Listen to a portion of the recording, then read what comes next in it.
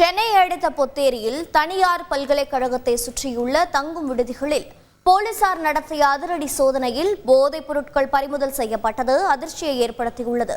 இந்த சம்பவத்தின் பின்னணி குறித்து செய்தியாளர் நவீன் வழங்கிய தகவல்களை இந்த தொகுப்பில் பார்க்கலாம். பொத்தேரி பகுதியில் போதைப் பொருட்கள் புழக்கம் அதிக அளவில் இருப்பதாக போலீசாருக்கு தொடர்ச்சியாக புகார்கள் வந்தன. இதன் அடிப்படையில் அங்குள்ள தனியார் பல்கலைக்கழக மாணவர்கள் தங்கியுள்ள இடங்களில் அதிரடி சோதனை மேற்கொள்வதற்காக நூற்றுக்கணக்கான போலீசார் இன்று சாறை சாறையாக சென்றது பரபரப்பை ஏற்படுத்தியது.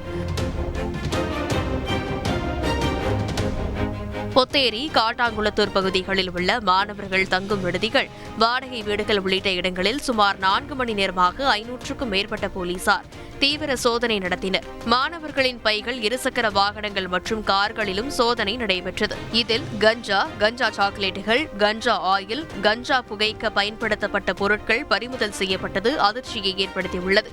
கைப்பற்றப்பட்ட போதைப் பொருட்கள் மறைமலை நகர் காவல் நிலையத்தில் வைக்கப்பட்டன. 19 மாணவர்களை கைது செய்த போலீசார் அவர்களிடம் தனித்தனியாக விசாரணை நடத்தினர். நவீன், கஞ்சா உள்ளிட்ட போதைப் பொருட்கள் பயன்படுத்திய மாணவர்கள் மீது ஏதேனும் நடவடிக்கை எடுக்கப்பட்டுள்ளதா? விசாரணை தொடர்பான கூடுதல் விவரங்களை சொல்லுங்க.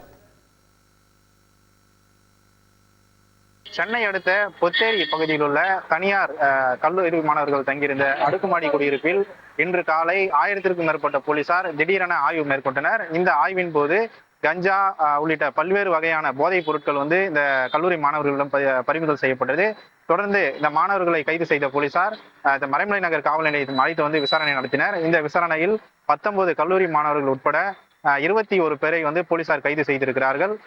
இந்த சம்பவம் தொடர்பாக 20 வழக்குகள் மறைமலை நகர் காவல் நிலையத்தில் பதிவு செய்யப்பட்டுள்ளதாக காவல்துறை தரப்பில் தெரிவிக்கப்பட்டுள்ளது. அதே போல இந்த மாணவர்கள் தங்கியிருந்த இடங்களில் சுமார் 60 இருசக்கர வாகனம், ஒரு 4 சக்கர வாகனம் சந்தேகத்திற்கிடமான நிலையில் நிறுத்தி வைக்கப்பட்டிருப்பதாகவும் அது தொடர்பான விசாரணையும் தற்போது நடைபெற்று வருவதாக காவல்துறை தரப்பில் தெரிவிக்கப்பட்டுள்ளது. கல்பனா, நன்றி நவீன். செய்திகளை உடனுக்குடன் தெரிந்து கொள்ள உடனே சப்ஸ்கிரைப் பண்ணுங்க.